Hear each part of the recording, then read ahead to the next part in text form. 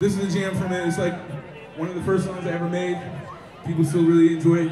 It's about where I'm from. It's called Ottawa Square. In what ways have the communities you've been a part of defined you in your music?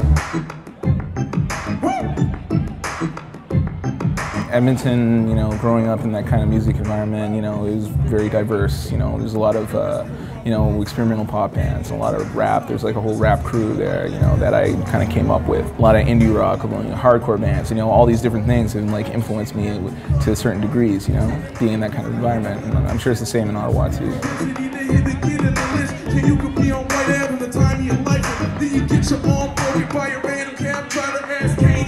Your Toronto sessions for Hope in Dirt City record at Chemical Sound. What attracted you to the analog approach?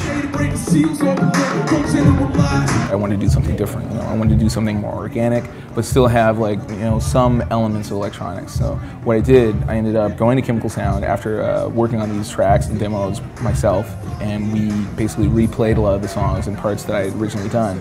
And then I took that back and repurposed it. So it's kind of like a mix between sample and live.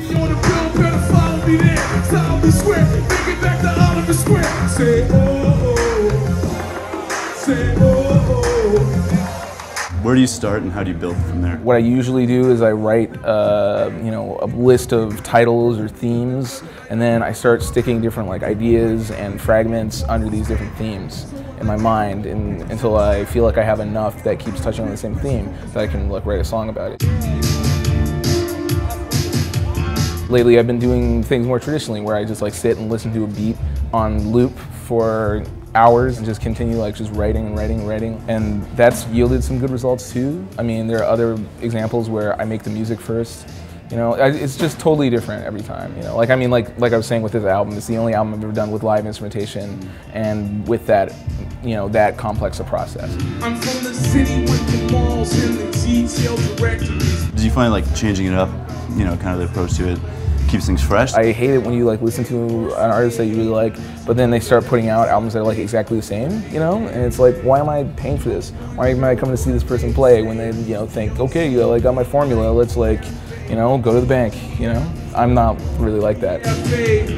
Now he's making news like CF Payne, trying to make a mood transitional pace, drinking Canadian club in Canadian clubs. Ultimately, even though my music, all my albums they sound different from each other, I feel like they have unifying conceptual threads and unifying sonic ideas, despite the fact that they all sound totally different.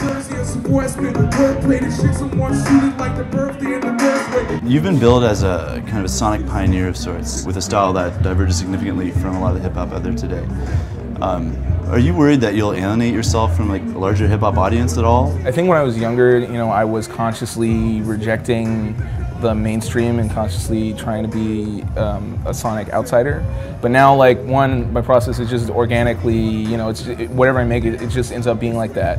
But I also feel like I'm actually more than ever courting an audience. I want people to listen to my music.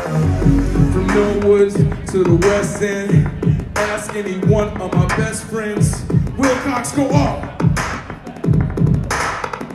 Hope in Dirt City, this new album, is my most accessible album. I realized the conceit of pop music is really, it's about bringing people together, not necessarily trying to be so selective who's gonna listen to my music. I'm not like that.